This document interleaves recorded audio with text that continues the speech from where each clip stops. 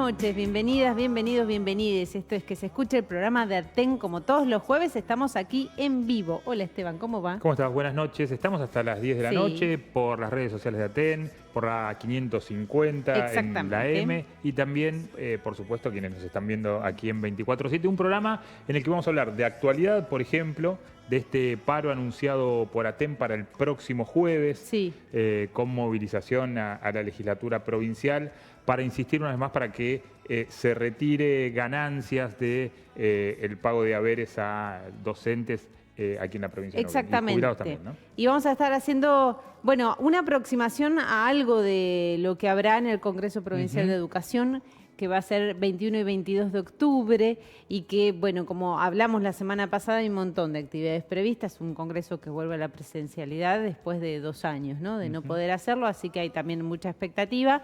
Y vamos a estar recorriendo con algunas notas y con algunos llamados un poco algunas otras localidades, ¿no? Con actividades que se han realizado en Piedra del Ujú. Águila, en Chosmalal y también en la zona del norte, en el departamento Minas. Bueno, comenzamos. Si te Sí. parece bien, estamos en vivo, una horita con toda la información relacionada con ATEN y con la educación en la provincia. Quinto Congreso Provincial de Educación de ATEN, la escuela pública en tiempos de pospandemia. Inscribite en nuestra página web atenprovincial.com.ar. Ingresa información y completa el formulario. Te esperamos 21 y 22 de octubre en Neuquén Capital. Disertarán Liliana Mals, Patricia Redondo, Pablo Pinó, Horacio Cárdenas, Sasa Testa, Néstor Caraza, Analía Arias, Graciela Mandolini, Eduardo Matio, Alejandro Bañesco, Rodolfo Rosengart. Participan la Internacional de la Educación para América Latina, CETERA, Universidad Nacional del Comahue. Inscribite, completa el formulario para cada taller. ATEN, 40 años de lucha, 40 años de historia. Bueno, y ahora sí, comenzamos con el desarrollo de la información y como decíamos, habrá paro provincial la semana que viene, el jueves de la semana que viene, y está en comunicación Marcelo Guaglerdo, secretario general de ATEN. Marcelo, buenas noches, ¿cómo te va? ¿Qué tal? Buenas noches, un gusto estar en comunicación con ustedes y bueno, con todos los que miran el programa de Atenco. Bueno, contanos un poco los motivos del paro. Bueno, el paro tiene varios temas.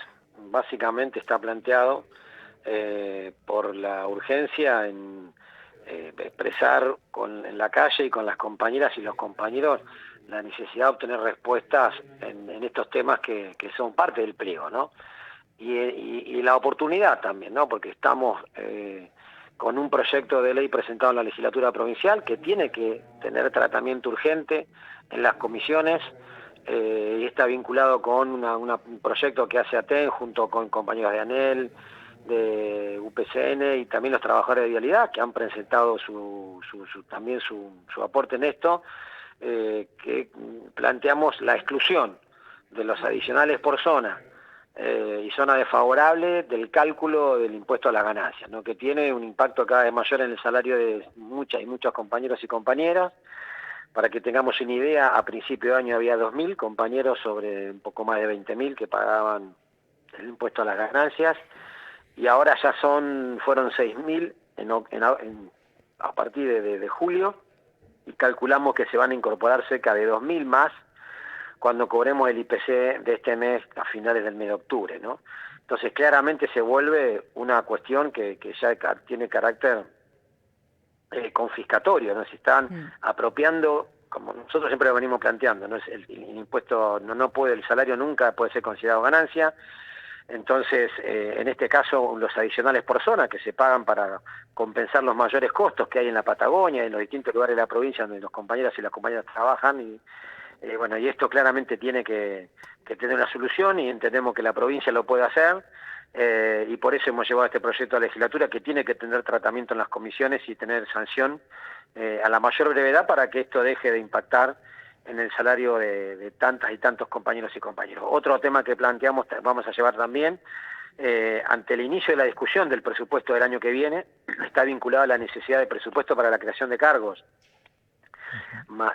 principalmente en lo que tiene que ver con el nivel inicial y primario. Lo mismo estamos planteando con relación a la necesidad de establecer recursos que sean suficientes para poder garantizar escuelas seguras para el 2023, tanto para el mantenimiento como para las reparaciones, como lo que tiene que ver con las obras nuevas que necesita el sistema educativo en nuestra provincia. y un planteo que ya venimos haciendo hace mucho tiempo, que está vinculado con la necesidad de que haya compromiso concreto de recursos para que no haya ninguna dificultad con nuestra caja de jubilaciones, y por eso planteamos una ley de sustentabilidad previsional para la provincia para garantizar el pago de jubilaciones actuales y futuras, ¿no? Claramente también vamos a hacer visible la problemática que hace que el conflicto social que hay digamos, nuestras comunidades se traslada a las escuelas, y por eso decimos escuelas sin violencia, escuelas como espacio de paz, y también vamos a poner esto en la agenda pública. Así que estamos convocándonos para el próximo día jueves 13 a las 10 de la mañana en el Monumento General San Martín para la 10ª charla de la legislatura. Marcelo, primero me gustaría preguntarte si desde que presentaron el proyecto en la Comisión de Trabajo hasta ahora hubo algún tipo de comunicación de diputados, integrantes de la comisión o de otros legisladores que se hayan querido interiorizar sobre este proyecto. Y en segundo término te pregunto por qué la elección del próximo jueves como paro y movilización a la legislatura. En principio, el proyecto ingresó, está ya en una comisión, porque tomó estado parlamentario. Ya hemos tenido consultas de algunos diputadas y diputadas sobre el particular. O sea, es un proyecto que no está resultando indiferente. Cuando lo presentamos, tuvimos una reunión en la Comisión de Trabajo, donde participaron todos los bloques, y bueno, nos parece que es un proyecto que está, como aparte está teniendo distintas adhesiones, hay como alguna necesidad de darle un tratamiento, pero eso tenemos que apoyarlo con la movilización, ¿no? No alcanza con la presentación y con todo lo que nosotros hayamos trabajado hasta acá, sino que es muy importante que este reclamo que está presentado, que tiene tratamiento parlamentario, se exprese con una contundencia como caracteriza a los trabajadores y a las trabajadoras de la educación en la calle. Por eso estamos convocando para el próximo día 13. ¿Por qué lo hacemos el 13? Porque en esta semana se tiene que estar tratando, y es una fecha que nos parece importante para poder expresar de manera masiva, con la presencia de muchas compañeros y compañeros fundamentalmente del interior de la provincia, que es donde más está impactando esta injusta retención, bueno, y que podamos ir de manera colectiva hacia la legislatura, ¿no? Vos decías que varios diputados y diputadas han estado haciendo consultas. ¿El oficialismo, el MPN, se comunicó con ustedes? No, mirá, la comunicación que hemos tenido con el oficialismo fue el día que llevamos hicimos la presentación. Y asumieron el compromiso junto con el resto de los diputados de darle tratamiento. Pero insisto con esto, más allá de que haya alguna posibilidad de darle tratamiento, no va a prosperar el proyecto si nosotros no nos movilizamos y no estamos en la calle. Por eso es la convocatoria a parar, a movilizarnos, pero además para poder instalar en la agenda parlamentaria los otros temas, que son tan importantes como el tema del impuesto a las ganancias, ¿no? Que están vinculados, como antes decía, con las creaciones de cargos y horas de nivel inicial y primario, como lo que importa para la infraestructura educativa y el tema jubilatorio. Por eso es que vamos a la legislatura, porque aparte es el momento para hacerlo, porque octubre es un mes donde se discute el presupuesto educativo, el presupuesto general para el año que viene, y bueno, y porque estamos con la urgencia de que esto que tiene que ver con ganancias tenga una respuesta, ¿no? Claro, bueno, entre todos estos temas que mencionabas, este tema de designación de horas y cargos, escuchábamos y hablábamos la otra vez también la situación que hay, sobre todo en todos los niveles, pero en primario e inicial. Hay una preocupación grande, ¿no?, por lo que está sucediendo también en las escuelas. Exactamente, nosotros relacionamos el desborde que hay de nuestras compañeras y compañeros para atender la problemática que hoy tienen las escuelas primarias y las escuelas del nivel inicial, a la necesidad de complementar el trabajo que hace 20 años atrás hacía un solo docente. Bueno, hoy es necesario que vayamos encaminándonos hacia las duplas pedagógicas o a las parejas pedagógicas. Es un proceso que no se va a hacer de un día para el otro, pero necesitamos que se empiece a tener en la agenda la necesidad de que seamos más los docentes que estemos en las escuelas primarias y en las escuelas de nivel inicial. El nivel primario es el nivel donde está la menor proporción, entre adultos y niños y niñas.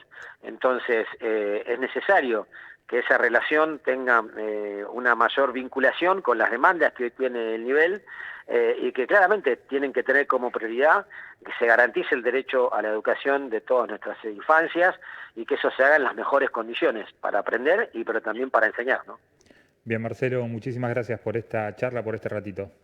No, al contrario, gracias a ustedes y bueno, repetir esto. Jueves 13, paro provincial, movilizamos, concentramos a las 10 de la mañana en el monumento para marchar a la legislatura. Esa es la convocatoria y seguramente va a ser una demostración contundente y masiva de los trabajadores y trabajadoras de la educación, como ha sido otra vez, ¿no?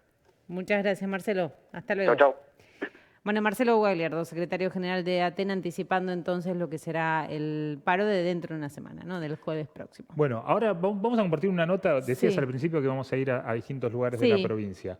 ¿Nos vamos a ir primero a Chosmalal o a Piedra del Águila? Bueno, ahí me había agarrado la duda. Sí, nos vamos a ir a Piedra del Águila porque allí se hizo un taller sobre el documento único de comunicación, el DUCO, lo que antes era el boletín. Claro.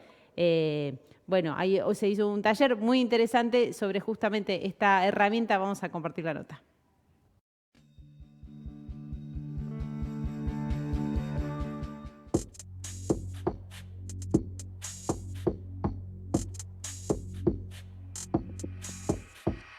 Revalorizar el espacio de formación de la Escuela de Formación Carlos Fuentealba, esto de que pueda llegar a las localidades con diferentes capacitaciones, de recursos necesarios para los compañeros y las compañeras en este tiempo, en este espacio de ATEN en el que estamos y que priorizamos a veces también lo que tiene que ver con la pedagogía, con el acompañamiento a los compañeros en el día a día, en la tarea, en el sostener la escuela pública, que más allá de lo sindical, de lo político, de la infraestructura va en esto, en poder capacitarnos juntos para la construcción propiamente dicha.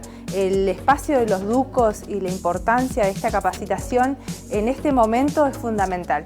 Es fundamental porque son documentos nuevos, una herramienta nueva que está en las escuelas primarias. Los compañeros están transitando y necesitan de nuestro apoyo para poder seguir construyendo esa herramienta. Este espacio de capacitación, de traer otras voces, de juntarnos en grupo, de escucharnos, la escucha, la construcción, ayuda a eso, a que esta herramienta se fortalezca y poder llegar a las familias con esta comunicación, ¿no? El documento de comunicación hace a la familia tener herramientas para llegar en este sistema complejo de diversidad, de inclusión y demás cosas que atraviesan a la educación primaria. Al inicio de este curso comenzamos unas horas antes con la reunión con los equipos directivos de las instituciones primarias de Piedra, donde también nos contaron en qué estaban trabajando y cuáles eran las dificultades que ellas, como conducción, veían al momento de escribir y informar a las familias sobre el grupo. Es así que también ese mismo trabajo de previo se hizo con este grupo. Luego un poco se socializó cómo había sido este proceso del famoso boletín, qué iba primero en la década del 60, 70, qué pasó en los 90, qué pasó en los 2000, hasta que aparece este espacio de comunicación que es utilizado solamente en la escuela primaria, con el objetivo de seguir indagando y poder, de alguna manera, en esta primera instancia, ¿no? A partir de lo que los compañeros y las compañeras hacen en el territorio, poder ir rescatando esas escrituras interesantes, esas miradas interesantes que acercan la información de lo que está pasando con los estudiantes a esas familias, ¿no? En un principio y como punto básico, claramente este documento intenta reflejar lo que va adquiriendo el proceso de adquisición de conocimientos el estudiante y se trata de reflejar de lo que ha adquirido en esa escritura.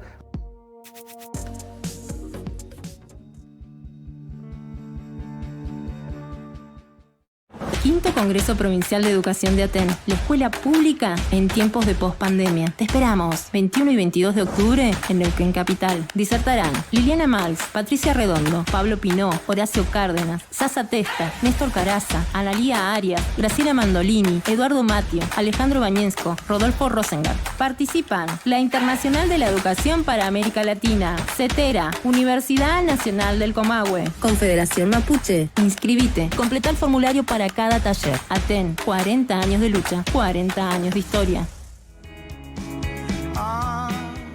Bueno, decíamos al inicio del programa que íbamos a hablar Sí. del quinto Congreso de Educación Provincial que se va a realizar los días 21 y 22 de este mes en el Gimnasio Escondido, en la Universidad Nacional del Comahue.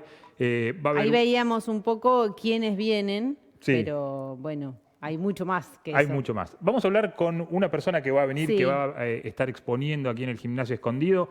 Estamos en comunicación con Sasa Testa, que es profesor de castellano, de literatura, de latín y además, entre otras cosas, es autor de este libro que tengo en la mano que se llama La existencia de la mocha celis o la visibilidad en la invisibilidad educativa, que es un libro que habla de un bachillerato popular. ¿Cómo estás, Sasa? Virginia y Esteban, te saludamos aquí desde Neuquén. Buenas noches.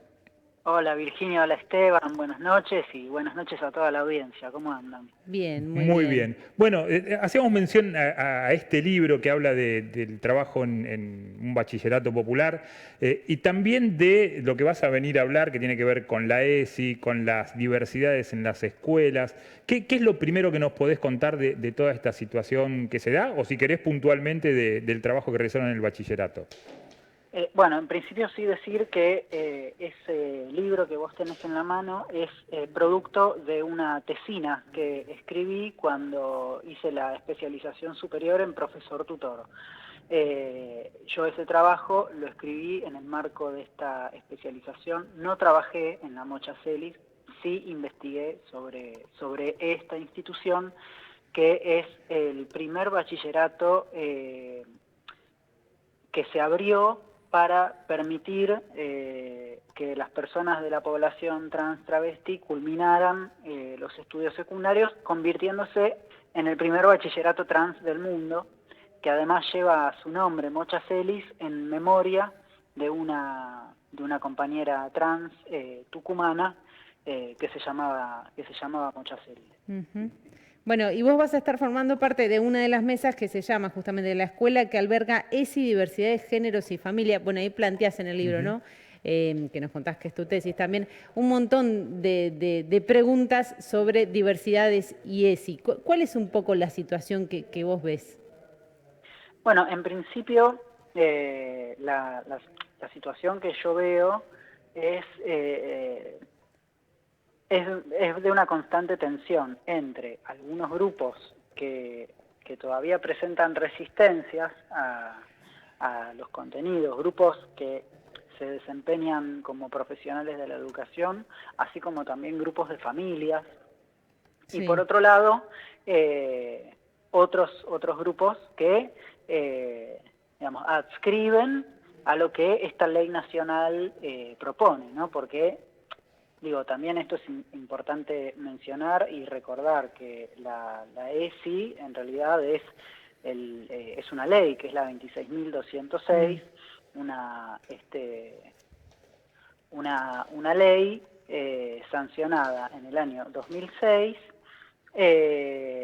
que instituyó la educación sexual integral para todo el país, ¿no? Entonces, lo que se está poniendo acá en debate no es solamente si se está o no está de acuerdo con dar o no dar la ESI, sino que directamente lo que hay que hacer mella es que oponerse a la ESI es oponerse a una ley nacional. Claro. Y es desconocer la superioridad que tienen las leyes por sobre cualquier normativa o reglamento interno, ¿no? Entonces me parece importante en un principio poder recuperar, ¿no? el universo legal, que significa hablar de educación sexual integral, entendida esta también como parte del derecho humano a la educación, ¿no? Y en tanto que derecho humano universal e innegable para todas las personas, ¿no? Entonces, pensar la educación sexual integral en estos términos, por lo menos para mí, es pensar en un derecho humano más.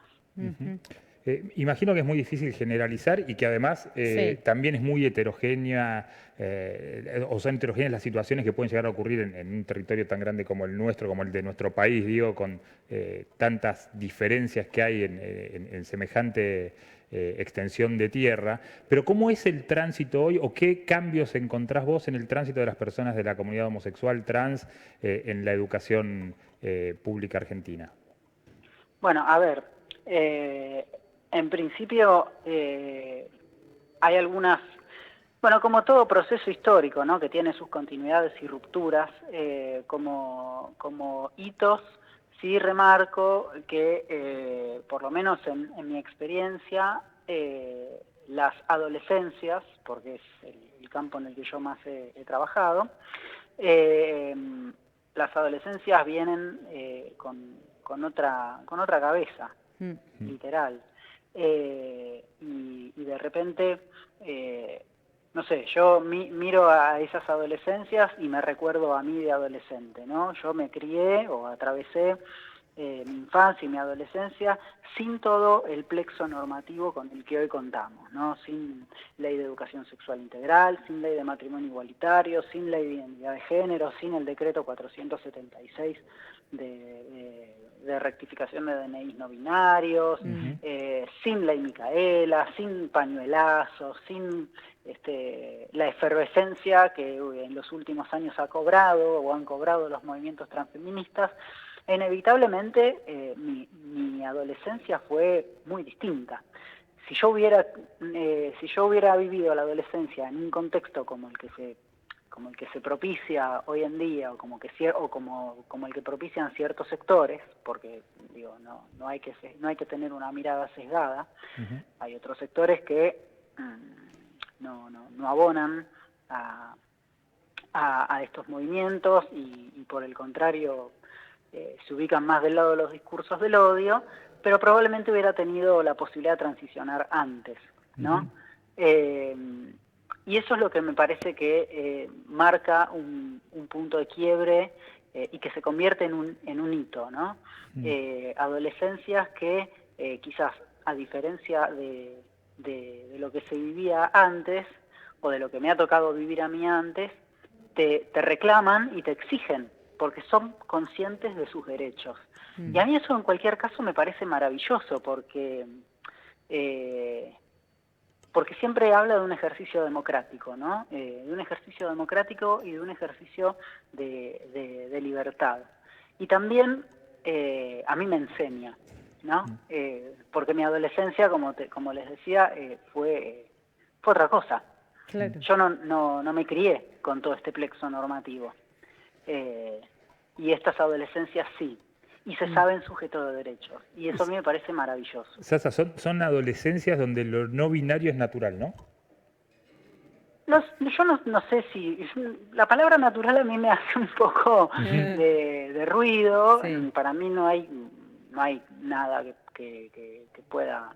Es muy difícil encuadrar algo o algún término dentro de lo natural, porque la pregunta para mí es ¿qué es lo natural?, ¿no?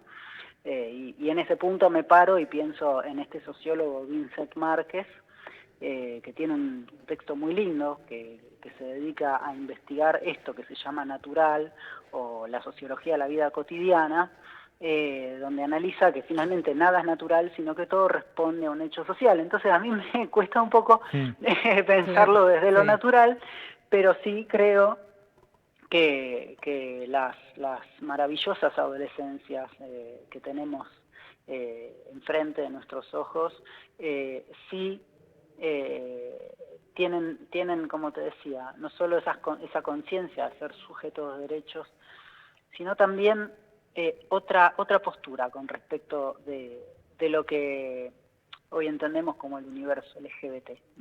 Claro. Yo las veo más libres. Más libres y también más despiertas, que de repente, no sé, en mi época. Y da la sensación que como más ajenas a algunos de discusiones, debates que son muy de personas adultas, por ejemplo el tema lenguaje inclusivo, ya lo usan. Claro, bueno, O sí. sea, como yo me imagino mirando, no sé, un noticiero que discute el lenguaje inclusivo y se deben reír y decir, esto no entienden nada, ¿no? Como están en otro plano. Claro, viste, y te lo ponen todo el tiempo sobre el tapete, todo el tiempo. Y ahí la pregunta la tenemos que hacer y responder les adultos, me parece, ¿no? ¿Qué hago con esto, con este emergente? ¿Qué me pasa con esta adolescencia que habla usando el lenguaje inclusivo? ¿Qué me pasa a mí con esto? ¿No? Y ahí yo creo que se van a encontrar muchas respuestas, independientemente de que para mí este es un debate, bueno, como todo, ¿no? Como casi todo lo que rodea la vida de una persona. Yo creo que este es un debate de corte eminentemente político, y que hay que hablar en esos términos, más allá de si el lenguaje inclusivo sí o no, es qué política o qué modelo de política hay atrás de ese sí o de ese no. ¿No? Porque evidentemente también ahí se inmiscuye un modelo de educación u otro, ¿no? Un modelo de educación que incluye y un modelo de educación que todavía replica o tiene ciertas reminiscencias del positivismo del siglo XIX. Claro. Hace un ratito hiciste una enumeración de derechos que se fueron adquiriendo en los últimos años, en las últimas décadas. ¿Cuáles crees que son las próximas disputas? ¿O por qué va o se debiera ir ahora?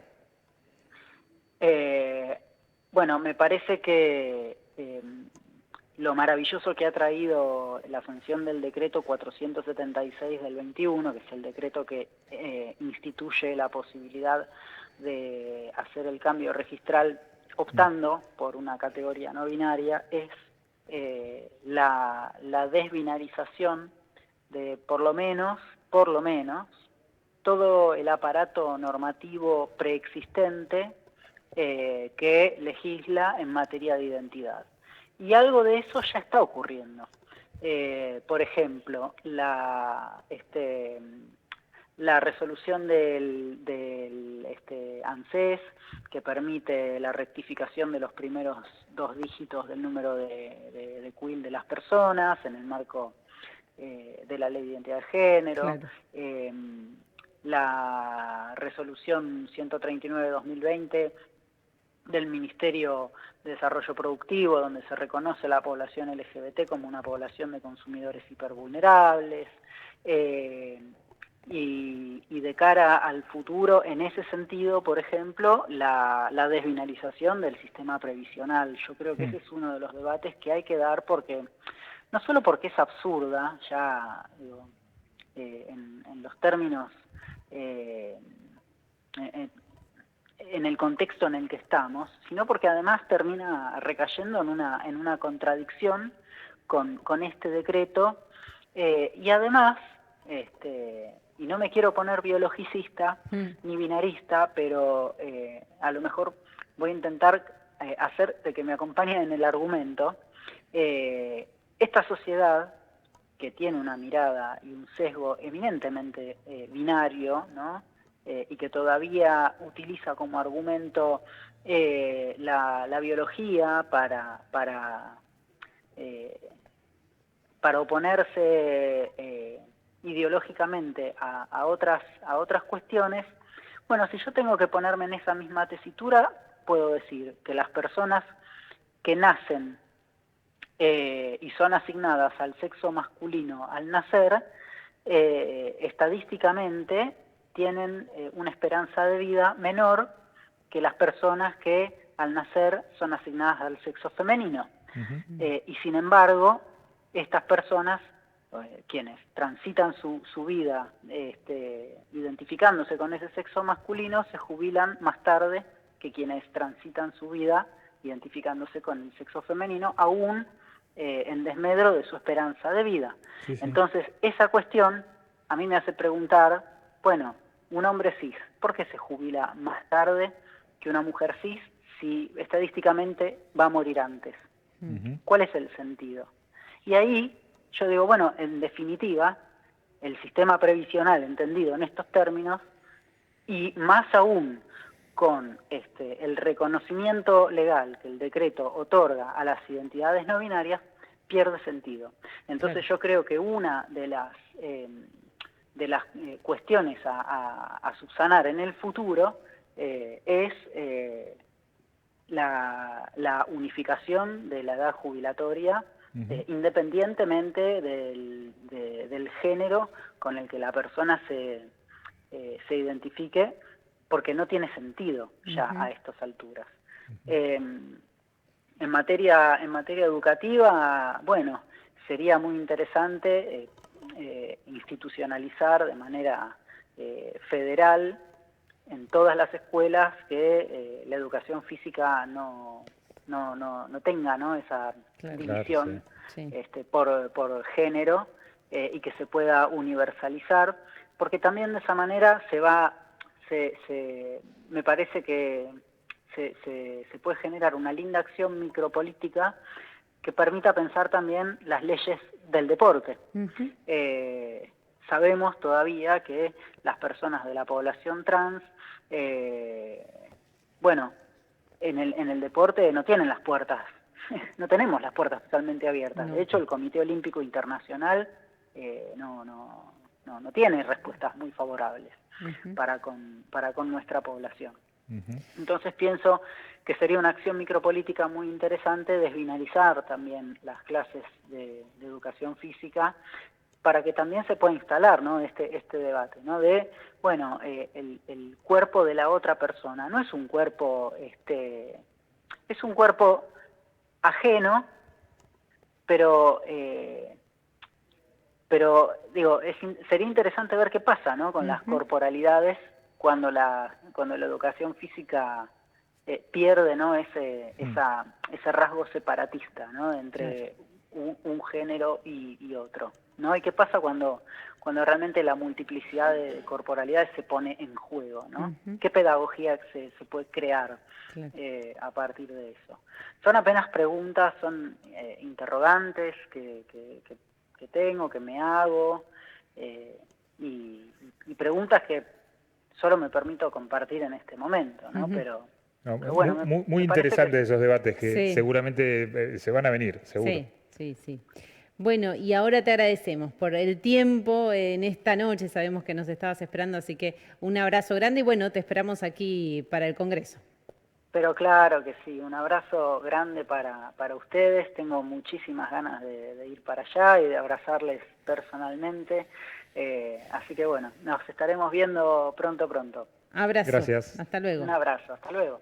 Bueno, Sasa Testa, repasamos, va a estar en el panel de las 11 de la mañana del viernes 21, esto es en el Congreso de Educación, que se va a hacer en el gimnasio de la Universidad del Comahue, en el más conocido como El Escondido, pero es el Beto Monteros. Sí, muy interesante, el debate sobre la cuestión previsional, ¿no? Porque se habla muchas veces de otras cuestiones, ¿no? De extender la edad de trabajo, pero esto yo no lo había escuchado nunca y me parece que es un debate más que potable hacia adelante. La verdad que sí. Bueno, después vamos a seguir repasando el Congreso, pero recuerden, 21 y 22 será el Congreso y habrá un montón de debates y de charlas como, bueno, un poquito de lo que recién nos contaba Sasa. Tenemos que ir a la tanda, estamos con algún tipo de atraso, ¿no? Sí, 21 a 34, así que la primera tanda aquí en Que Se Escuche, enseguida volvemos.